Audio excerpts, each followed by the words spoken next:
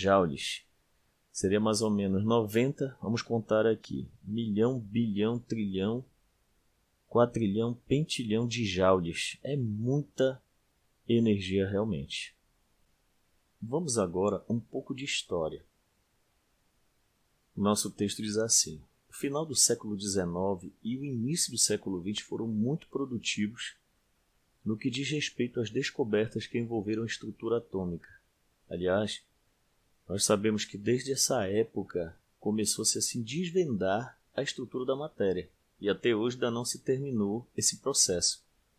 Nós sabemos que no início do século XIX surgiu o modelo de Dalton, que é aquele modelo do átomo maciço e indivisível, né? Depois foram descobertas, isso no experimento de Thomson, os elétrons, que são os raios catódicos. Muito bem. E aí veio a ideia do modelo de Rutherford, com a descoberta de que o núcleo é muito pesado e é construído de partículas positivas. O próprio Rutherford conseguiu identificar os prótons e é atribuído a ele essa descoberta. Bom, apesar de existirem atualmente modelos atômicos mais sofisticados, o modelo de Rutherford-Bohr é suficiente para explicações mais simples do comportamento atômico. No desenvolvimento histórico das explicações sobre a estrutura atômica, é importante destacar que em 1875, o químico e físico inglês William Crookes fez experiências com descargas elétricas, nós já comentamos sobre isso, em gases a pressões baixíssimas, e descobriu os chamados raios catódicos, que são aqueles elétrons, os raios verdes, que levaram à descoberta dos elétrons por Thomson. Muito bem, só que o Wilhelm Conrad Röntgen, esse físico alemão, ele descobriu algo assim muito importante. Ele conseguiu produzir raio-x, fazendo modificações na ampola de Crookes. Röntgen verificou também que os raios-x tornavam fluorescentes ou fosforescentes certas substâncias. Por suas descobertas, Röntgen foi agraciado em 1901 com o Prêmio Nobel de Física. E vale ressaltar que isso era muito comum, volto a dizer, eles trabalharem com a questão da cristalografia. Está aqui o Röntgen e está aqui uma foto com um anel dele nas mãos dele. Uma grande descoberta foi feita, descoberta do raio-x. Então vamos continuar. A propósito, lembramos aqui que tanto as substâncias fluorescentes como as fosforescentes emitem luz após receber energia, em forma, por exemplo, de radiações eletromagnéticas, luz, raio-x, etc. Cessando o fornecimento dessa energia, as fluorescentes param imediatamente de emitir luz, ou seja, as fluorescentes brilham enquanto há luz. Já as fosforescentes continuam emitindo luz por mais algum tempo, durante segundos ou até mesmo por alguns dias, como os ponteiros luminosos dos relógios. Aliás, eu já tive relógios que brilhavam depois que a luz cessava, ou seja, são fosforescentes. Em 1896, o químico francês Henri-Antoine Becquerel procurou estudar o caminho inverso àquele observado por Röntgen, isto é, se as substâncias fluorescentes ou fosforescentes seriam também capazes de emitir por si próprias os raios-x. Ao usar sulfato duplo de potássio e uranila, aliás, o mineral que tem urânio, elemento radioativo muito importante, Becquerel verificou que, ainda que permanecesse no escuro por muitos dias e, portanto, sem receber energia externa, essa substância conseguia emitir radiações que impressionavam chapas fotográficas, ou seja, queimavam. Aqueles filmes antigos, mesmo quando envolvidas em papel preto. Sem dúvida alguma, emissão desconhecida estava realmente saindo daquele sulfato, que é esse, o sulfato duplo de potássio e uranila, atravessando o papel e chegando até a chapa fotográfica.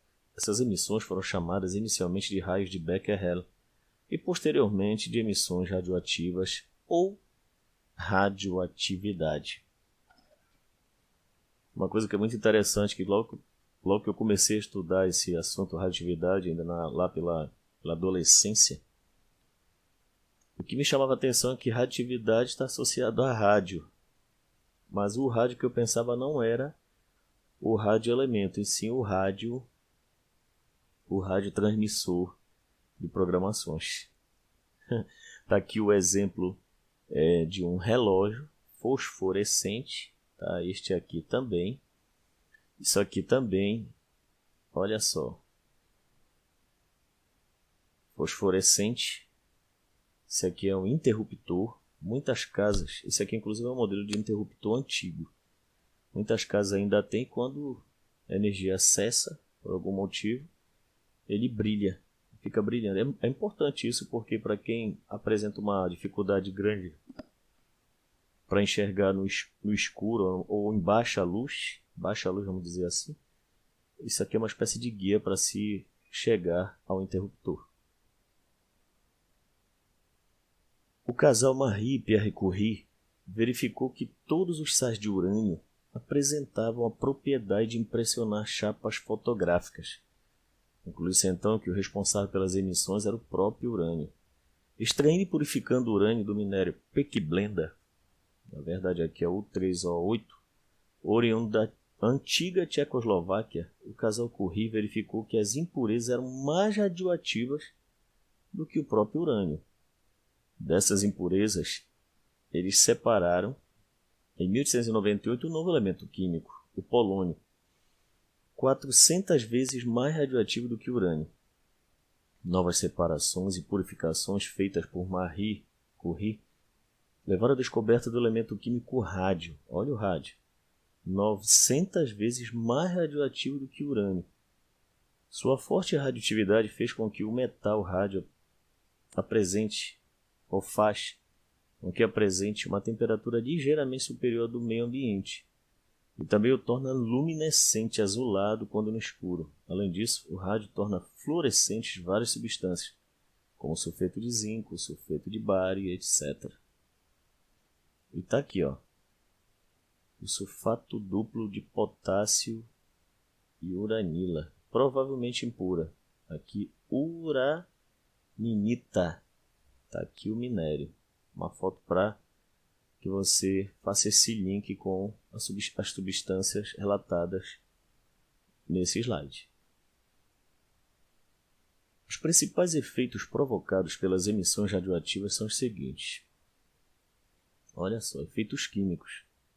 Como já observado, as substâncias radioativas elas conseguem impressionar chapas fotográficas. E em chapas fotográficas existem sais de prata. Hoje dificilmente se usa chapas fotográficas porque tudo é digital.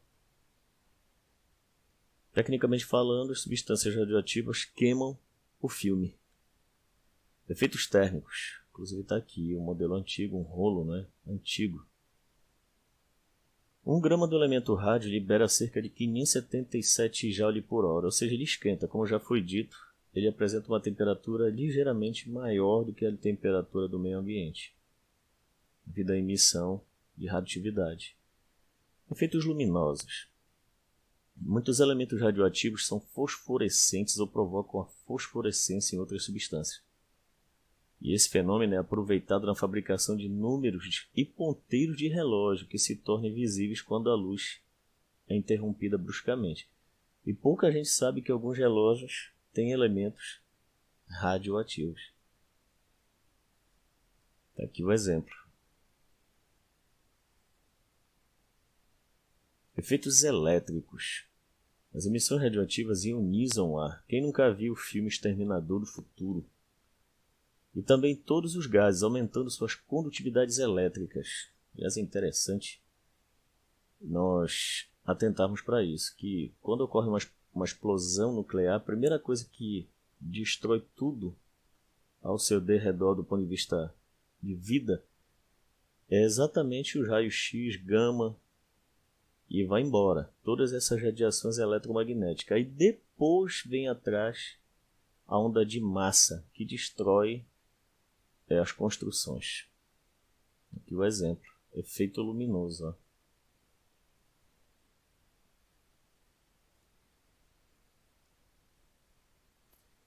Um pouquinho de história sobre essas duas pessoas importantes. O Pierre Curie, ele nasceu em Paris, em 1859, e aí faleceu em 1906, vítima de um atropelamento.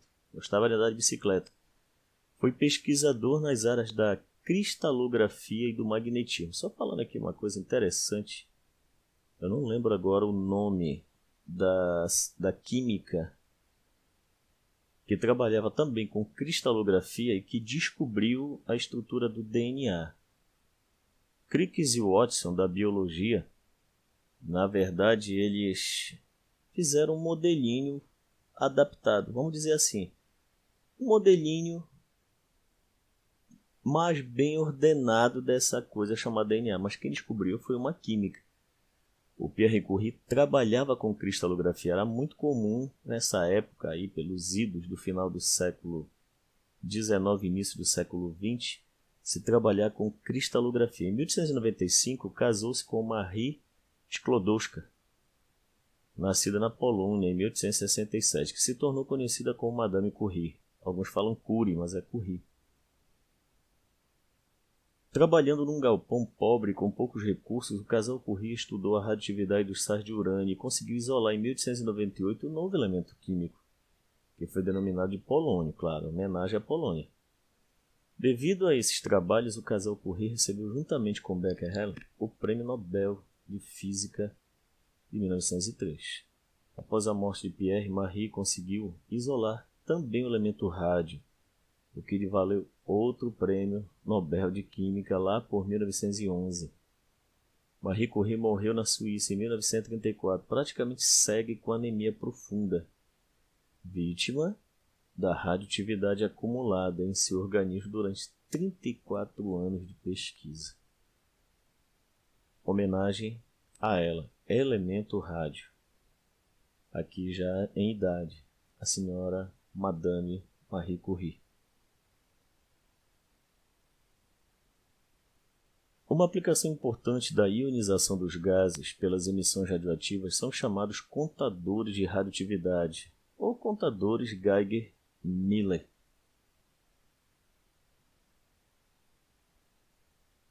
Uma coisa que é interessante também aqui nós falarmos são os efeitos fisiológicos